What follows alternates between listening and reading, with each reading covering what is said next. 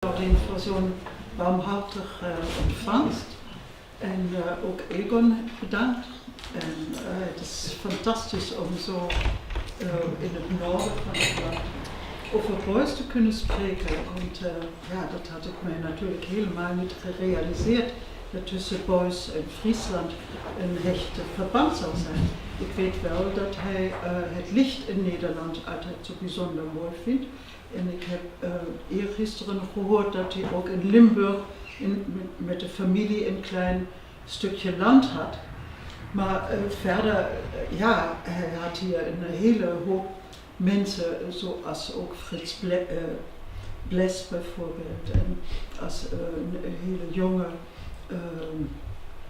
enthousiaste volger, moet ik maar zeggen, die vroeg hem geïnterviewd heeft en geprobeerd heeft zijn ideeën uit te dragen. En, er was altijd toch wel een duidelijk band met Nederland. Oh, dat duidelijk, ja. Ja, maar en hij is natuurlijk ook dicht bij de Nederlandse grens groot geworden. En als ik naar Kaulen-Tistel ging, dan was zeg maar het landschap, dat dan natuurlijk geen halte maakt aan de grens, toch wel ook van heel groot belang voor hem. En vele van die tekeningen werden later door Kaulen-Tistel eigenlijk als iets gezien wat Beuys van boven vanuit het vliegtuig heeft gezien. Dus ja, met het land her en der van de grens was hij ook verbonden, zeg maar. Maar ik wil over iets heel anders praten. En ik ga nu door eigenlijk in het Engels in de hoop, want ik heb mijn tekst niet in het Nederlands. Ik denk dat u dat toch wel makkelijk kunt begrijpen. Tenminste, mijn Engels, dat is heel low, zeg maar, in het niveau. En dat hoop ik dan toch wel. Ja, het verhaal gaat over iets dat Beuys niet alleen heeft gedaan, maar een Beuys boxing match with Abraham David Christian, at Documenta 5 in Kassel in 1972. It was truly a first, a boxing match between two artists in a museum.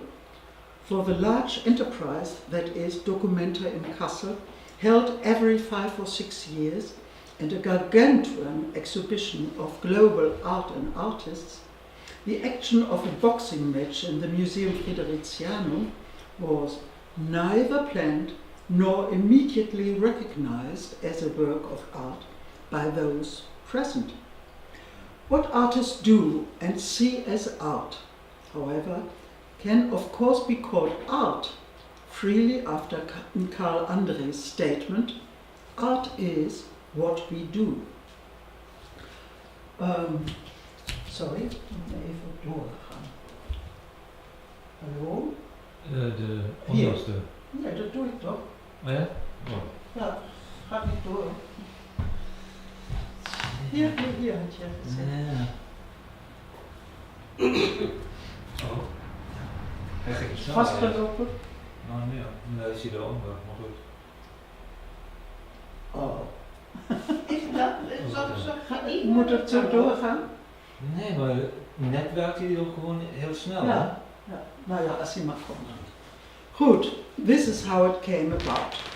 1972, Documenta 5 took place, organized by Harald Seemann, who under the slogan Personal Mythologies had invited many artists that were connected with the work in a personal manner, with photographs or objects or with performances.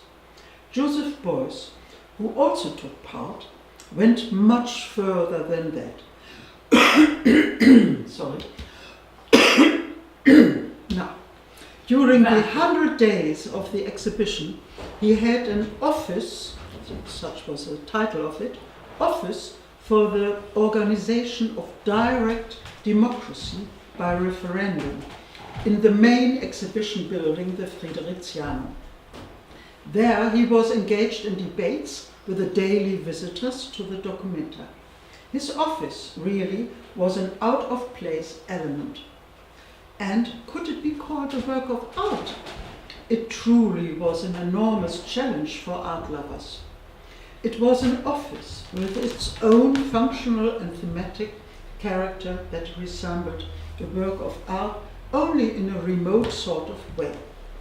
This point of view, however, cannot be quite correct if we keep in mind Beuys' notion of the widened art concept, der erweiterte Kunstbegriff.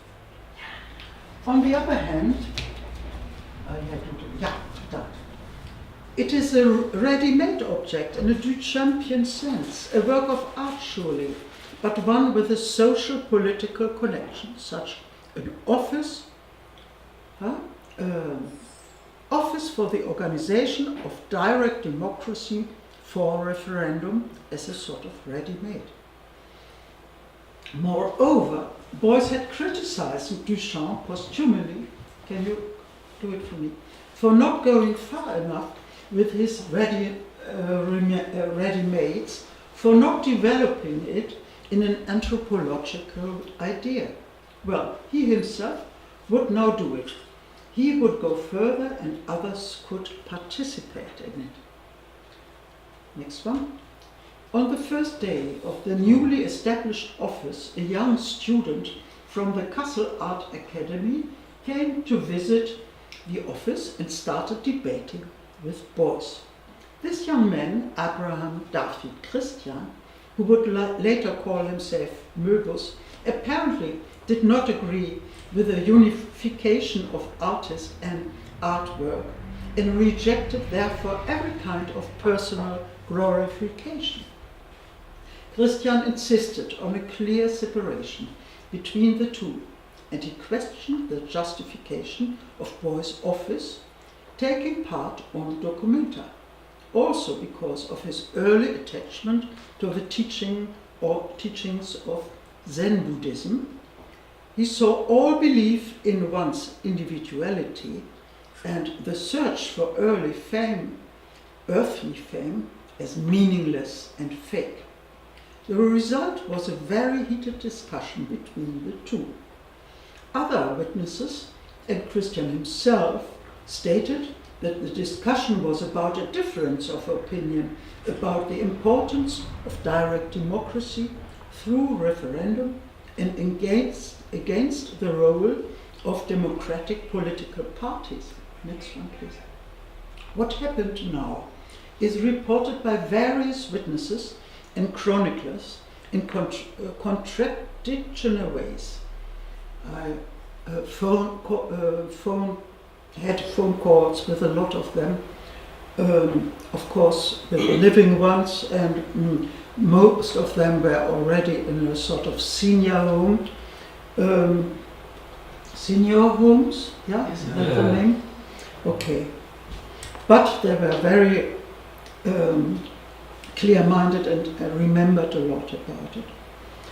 What happened now? Who challenged whom in this boxing match about direct democracy through referendum? Was it Beuys or was it Christian?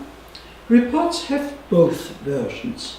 Today, Christian states that, I quote him, after an intense debate that went on for 70 days, I had the feeling of refusing to become a Beuys disciple and wanted to be able to question him critically. So I told him one day, in which we hadn't come any nearer, well Beuys, let's have a boxing match. Beuys at once liked the idea and fetched Klaus Steck, who was selling postcards in a room around the corner. He designed the poster and began organizing the event for the 8th of October 1972. So, on the final day of the Documenta in the room of the concept artist and nouveau realist Ben Vautier, in his so-called think room, Denkraum, the boxing match was held. In one of the photographs of the match, Ben Vautier's text can be seen in the background, once that surely both adversaries must have agreed with. First, art is the exhaustion of all possibilities. Second, one of the possibilities is this itself. Thirdly, but it is impossible to change that when you do not deliver it. Ben Vautier's panel seemed to fit a boxing match perfectly, without himself knowing that. So, the next one, please. There was a publicity campaign for the match with a poster. Others published postcards announcing the match. The event should be known everywhere as an action. And was there some kind of announcement at the start of the match? Nobody seems to know it anymore. I quote, "It was clear to all who came to watch that boxing match for Direct Democracy was taking place. It was announced in that way, and Beuys himself had talked about it in his office constantly." That is what the photographer Hans Albrecht Lusnat seems to remember. I'm mostly showing his photos. Next one, please. So, for real, a rope was strung around a platform and it looked like a stage. Said Schellmann. Anatol Herzfeld, a policeman and student of Beuys, acted as referee, although he had sprained his ankle and was limping. As a second, Beuys had appointed his assistant Johannes Stüttgen, and Christian had the photographers Charles Wilp, who did die in 2005, and I could not ask him anymore about it. So Charles Wilp from Düsseldorf as his second. He was wearing Wilp was wearing an overall and a mouth cloth on which the words "I don't talk" were written, but that didn't prevent him to deliver a constant command during the event. Christian was wearing a protective helmet and mouthpiece during the event, and both of which Beuys declined to have. Christian is still happy today and said, "I really succeeded in revealing Beuys without his hat in public." End of the question. Quote. At first, a table in the room collapsed loudly. In front of a number of spectators, some of whom are pictured laughing, next to Anatol, wearing his black top hat, both boxers were now confronting each other, wearing boxing gloves with naked upper bodies, as is custom in boxing. One female witness, maybe you know it, was Rea Tünges-Stringaris, remembers that Beuys had a particularly weak torso. Can I have the next one? It would come later on. You will have to choose if she's right. Well, another found that he really looked like an athlete, with him having worked out quite regularly. You see that he had such a, what is it in English, a baron? In German it's a Barren, this one. This A bar. A bar. Turn bar. Turn bar. Yes, he had that. It's the room of the office at the Documenta, and which is strange for an office, of course, had this bar here with him. Next one, please. There you can find him turning on it. Yeah. Beuys delivered his punches at his 20 years or younger opponent determinedly as well as skillfully. Next one. Yeah. There you see if he has a weak upper body, chest or whatever. I don't think he is. And when I last month have been in Germany to give this lesson paper, there was another specialist on Beuys, Ron Mannheim, who told me that in times of the Hitlerjugend, they were obliged to box also, and he sent me by mail scans of Baldo von Schirach's booklet where indeed is in it that it would be fine that the Hitlerjugend always would try to box. That would be fine to have a good body, of course. But of course it's long ago. This was 72, and it was not his idea to box. It was the idea of Christian, and was agreed to do it. So I don't think that there is really a sort of connection with it. And but I wanted to tell you because I got this hint. And of course it's fashionable nowadays to see boys always in relation to the 30s and the Nazis in Germany. But I think this would be overrated. Overrated, yeah. And so I give it to you as a footnote, please. Yes.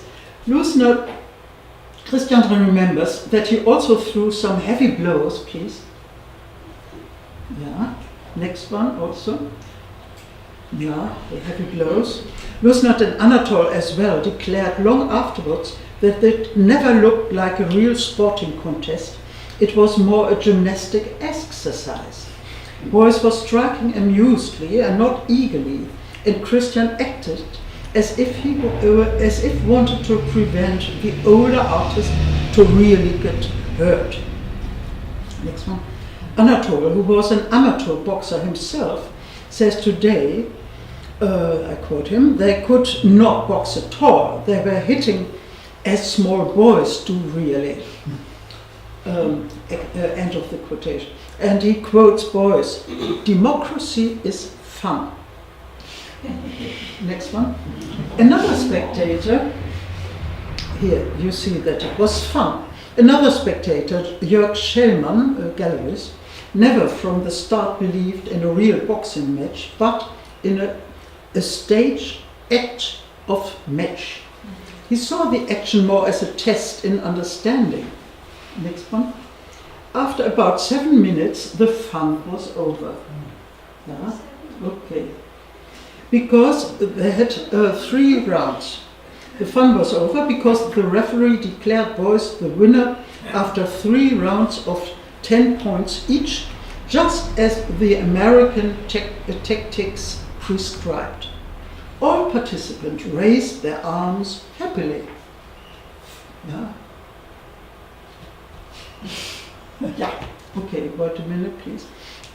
Happily. In professional boxing, the point system is about effectiveness, defense, ring control, and direct hits. And referee Anatole, a policeman, and very close to Beuys, as we can now admit, had to judge those elements. Christian now tells us frankly that Beuys' victory was agreed upon even before the match took place.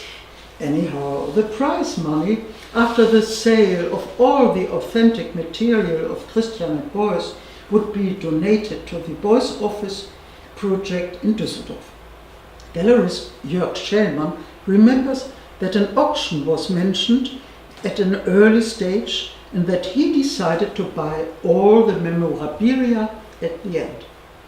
Whether one of the combatants were ever flawed or that one of them got a real one on the nose, not a single witness seems to believe anymore, the more so while the winner was predetermined. Next one. Yes. Next one.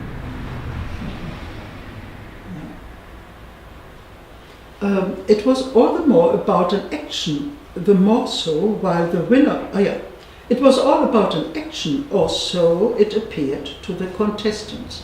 But still, Beuys would tell the second afterwards, I really did find in the style of the 1920s, Jack Dempsey, you see? Verstehst du in Deutsch? Who was this boxing legend Dempsey? Next one, please. It's Dempsey. As the German Max Schmeling, the American Jack Dempsey, who lived in 1895 until 1983, was a heavyweight champion with 50 victories during 1919 and 1926, and he even beat Schmeling by knockout. Perhaps Beuys was referring to his earlier boxing success when he had a postcard printed in the edition stack, please, with a handwritten text, "Every grasp must be firm." Okay, next one. Neither as a boxing match nor as a real action, as Beuys called his performances since 1963, this event received any appreciation with the Beuys chroniclers. This is Anatole within the auction of the relics. It is hardly ever mentioned in the monographs on Beuys. Even Uwe M. Schneede, who thoroughly analyzed all of Beuys' actions, only treats this action in an appendix to his book. Something that the then Beuys' second Stütgen cannot understand at all. Could one of the reasons perhaps be that Beuys did not perform here on his own? Not likely, because he held actions with others as well, as Jonas Hafner, Stütgen, Anatole, Henning Christiansen, etc. In German language usage, an action is understood to comprise of an act with a socio-political way of acting that has a demonstrative and appealing value. After the French Revolution, it was given a moral, political, and educational content, and it was often given a symbolic value as well. During the years 1911 to 1933, there even was a German magazine with the title The Action, Die Aktion, whose editor was a certain Franz Pfemfert, P.F. Pfemfert, in which intellectuals discussed many cultural and political themes in a rigorous tone. From the 1960s onwards, artists were using the term action in the context of happening and fluxus movements, and Beuys was prominent among them. The performance, however, is far more neutral from an often artistic act in which theatrical, ritualistic, and sportive elements can be included. Anyhow, performative actions and so-called events were a common practice during the Fluxus period to which Beuys felt related. Obviously, a boxing match counts as sportive events. The Beuys Christian match had some performative, ritualistic, and actionistic characteristics. When at least Beuys saw the event as a work of art, it would then be unavoidable that art and artists are inseparable. Christian, on the other hand, criticized this, and for him the boxing match cannot be called a work of art. When Beuys was asked during an interview if his participation to Documenta 5 could be understood as political action, his answer was, "No, for me it is an artistic action." Then this notion of art is formulated in such a way that the self-determination required by a democracy can now be seen as a real possibility. Ja. Next one. Oh, hij heeft er 4. Vandaag? Hij heeft er 9. Ja, ik was nog niet. Nou, fantastisch. Bedankt. The work that you see now here in the gallery of has been in a gallery of Waddington in London and is now in this Museum Stedel in Frankfurt, is the result of the boxing match. It is the horizontal zinc case with props from the match. The things that were bought immediately after the match by Jörg Scherman were put in the case in 1980 by Scherman's gallery partner Bernd Klüser. Beuys came a little later and judged the assembly for all right. He then went into the gallery court where he found an old Russian newspaper, which he tore into little pieces, but put a stamp on them with his well-known brown cross and glued them in the zinc case. He also put a stamp on the green ends of the rope. Thus, the case became an authentic work of Joseph Beuys. Next one, please. The size of the case was determined by him, and he had it made to the given specifications. It is made of sheet metal with a zinc coating with its characteristic ice flower structure, not the pure zinc material that is softer and in a darker color gray that he used in his earlier period for his some 100 pieces of sculptural works. The case length is due to the length of the rope, and it consists of two pieces that can be screwed together almost invisibly for easy transport. In a now yellow letter to me, Bernd Klöser in 1980 described the kind of props that were on offer. Quote, boxing gloves, mouthpiece, face protector, ropes, Russian newspaper fragments with brown stamps in a zinc case. Heinz Holtmann, gallerist in Cologne, bought it and opened his new gallery in Cologne with it in 1980. He arranged the contents exact using photographs, which Beuys approved, and he even came to the opening, which he almost never did, and Holtmann was very proud that he came. He sold the work to Hugo Jung, a collector from Aachen, who recently passed away and who sold it in 2008 at auction. Waddington Gallery won the bid and showed it for the first time at Art Basel. Beuys, in fact, with this case made of zinc, began a new kind of object, for we really cannot call this a vitrine. A vitrine, is that the right pronunciation? Vitrine or vitrine? Yeah. Vitrine. A vitrine is made from glass and stands on legs. The case is indeed not included in Gerhard Teven's book about Beuys' white wooden vitrines. Next one, please. That Beuys developed together with the gallerist Helmut Rywelski for Rywelski's Room Art Intermedia in Cologne. There are more vitrines that are not part of this kind, those that were arranged by René Bloch and Heiner Bastian. Some others are in the new gallery in Kassel even, a long time landing by the collector Ulbricht, and more in the Bloch's Beuys in the Hessian Landesmuseum in Darmstadt. Already in the gallery Art Intermedia, vitrines were developed to protect the small objects, but also to arrange contents in coherent themes. Teven calls these kinds of vitrines, as opposed to other cases, a room in a room. To me, it is incomprehensible why the same notion is not applied to the case with the boxing gloves. It is a room in a room. One that reminds us of Ben Vautier's room where the original boxing match took place.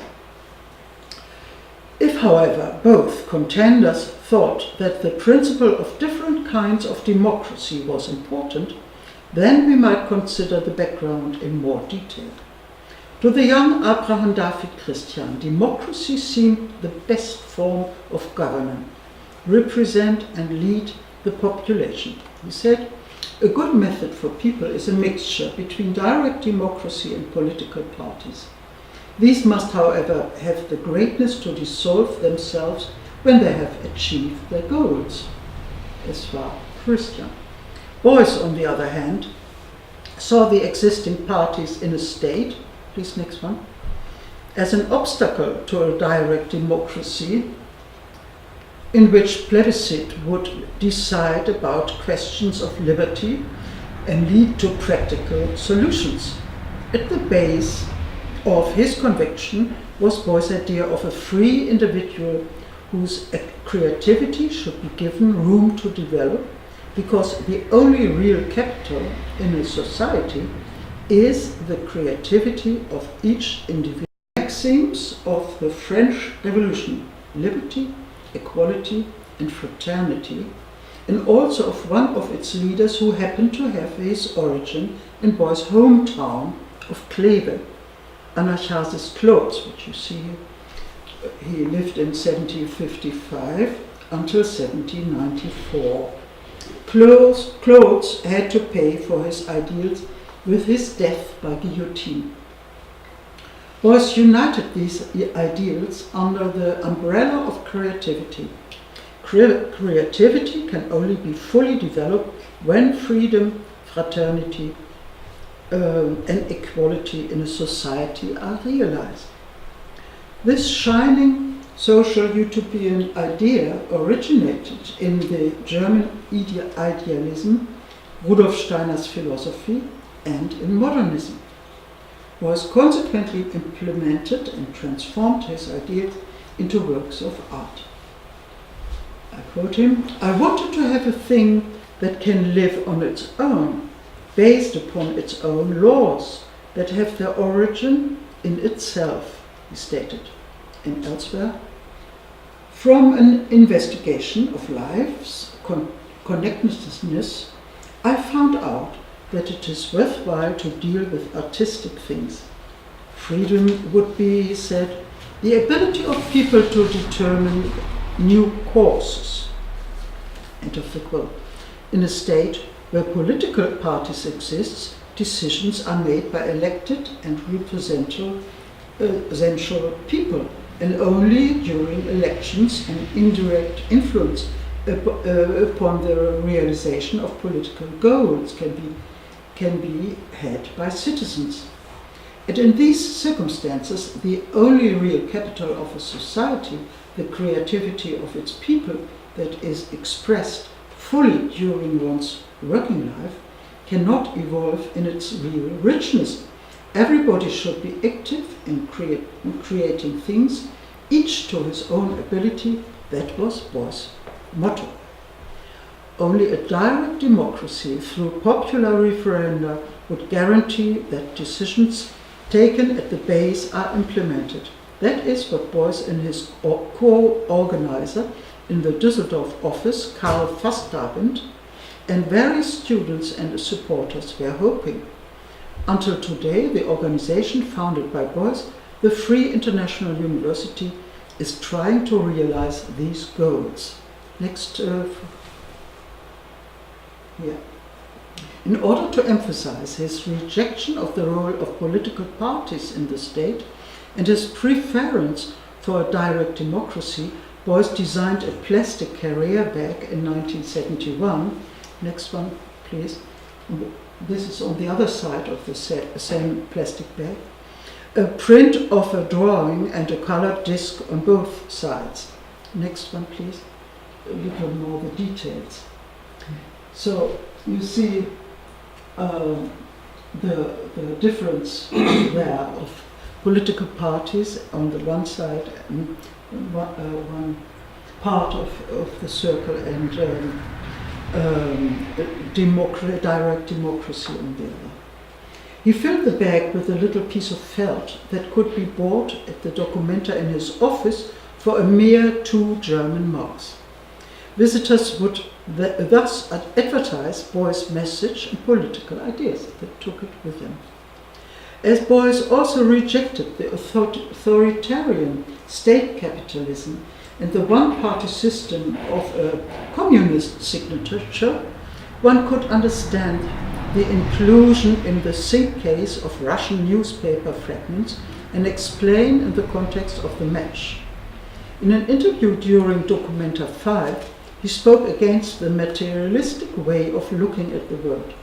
It is only, he said, when man recognizes himself as a spiritual being in a higher context that he will be able to solve social tasks. On the 9th of May 1972, Karl Fastenabend and Beuys sent an open letter to Herbert Wehner, then the chairman of the German Social Democratic Party in Parliament, in which they declared their rejection of the political party state and sharply criticized Wehner's statement in Parliament from May 1972. That was some months before. It was a mispresentation, so they said, to state that the citizens are the sovereigns of the German Democratic Republic, the so-called BRD at that time, BRD. Wehner answered them on the 26th of May. He told them that, so I quote him, "Neither the past years since our constitution came into power, nor the experiences of the last weeks are reason to change our system of representative democracy that has its base in our constitution. For the rest, you are ignoring just about everything that enables our citizens exert influence upon decisions in our society. That goes for political parties and enterprises and other social and state-like organizations, and for numerous initiatives from citizens that have, in a number of examples, have described their influence." So far, Wehner. In connection to all this, it seems important to emphasize that Beuys himself never talked about a referendum as such, but always exclusively wanted to see included in the German constitution a system of consultation of the citizens by a plebiscite, Volksabstimmung, instead of a referendum that is organized by the state and of which the question is also formulated by the government or a commission linked to the state, or even proposed by a group of citizens that have collected enough support for it. The consultation, as Beuys had in mind, would always have to be organized by the population itself, would have to be legitimized from the bottom up. So it would be about a question that would have come from the people. Beuys' vision was a vote in the context of a direct democracy without any interference from any political party higher up. The majority would of course want the best solution through understanding and enlightenment, he thought. When he was asked during Documenta 5 by Clara Bodemann-Ritter how he, for instance, would disable capitalistic system, he said, "Only through competition. It means that only when you have a competition with the existing, then you will see that the majority really wants. Do you? Don't you? We believe that the majority is really interested in self-determination, for instance." So far, Beuys. Could be attained by installing a kind of republic of committees, as for instance in Switzerland, or an administrative trust that would reach all levels of our lives. It would even already have been written into the German constitution, he said. The people makes their wishes known through elections and plebiscite, but the proper legal framework would be lacking. In its place would only be laws about elections, he wanted. In many other interviews, Beuys explained how he would reform our social systems. And concerning our economy, a system of a demand-regulated economy would be set up that would restructure our money-orientated economy. So Beuys was already involved in a political argument, and when Christian proposed a boxing match, the idea of a contest must have appealed to him. Next one, please.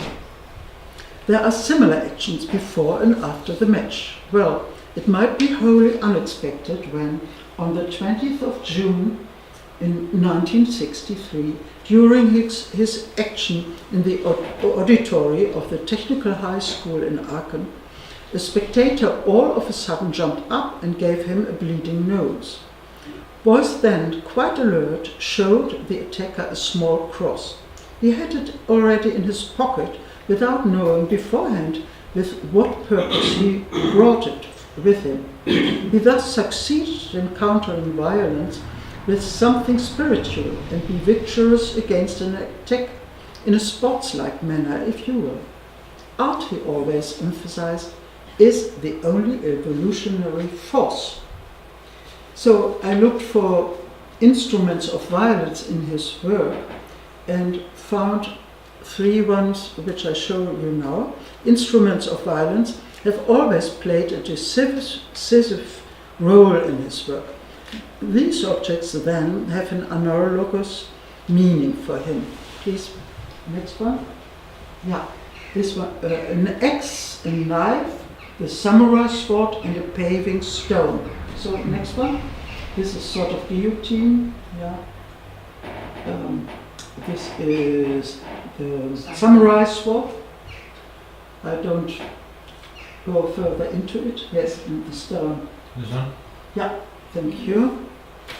The paving stone that was used in riots in 67-68 and thrown at a row of policemen.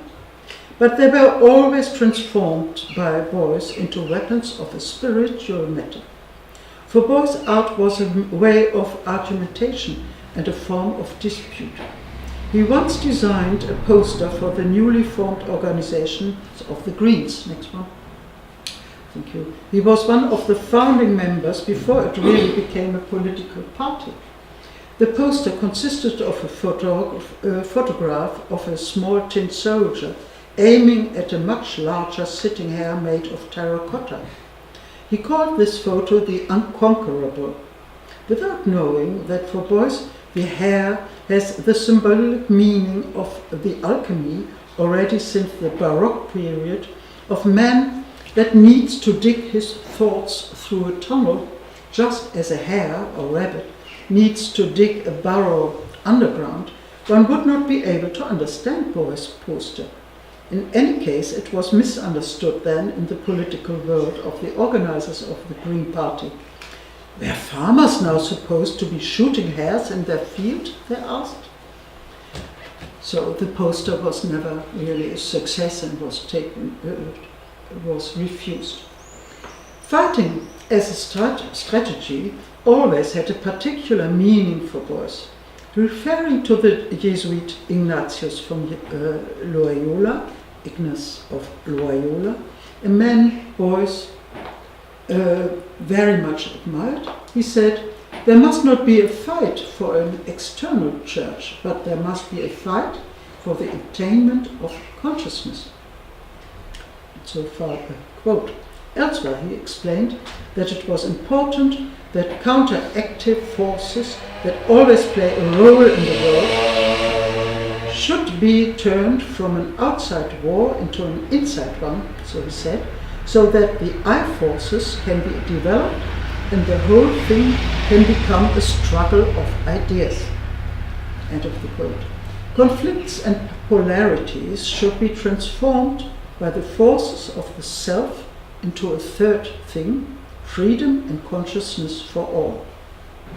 Next one, please. It is therefore hardly surprising that Beuys adopted the notion of revolution that already the Surrealists had used. Foremost, it was their apologist,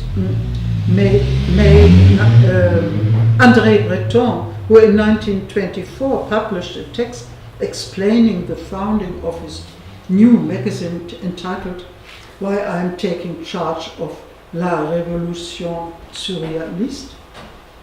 Beuys was very close to his Surrealist predecessors in that he also had envisaged a radical change. He wanted to replace the dominant rational forces in our world with more power for intuition and imagination. The Surrealists, indeed, were indebted to Freud's theory of the sexual drivers and repressions as forces in our unconscious existence. Next one, please. Beuys, on the other hand, expanded his idea of a peaceful revolution.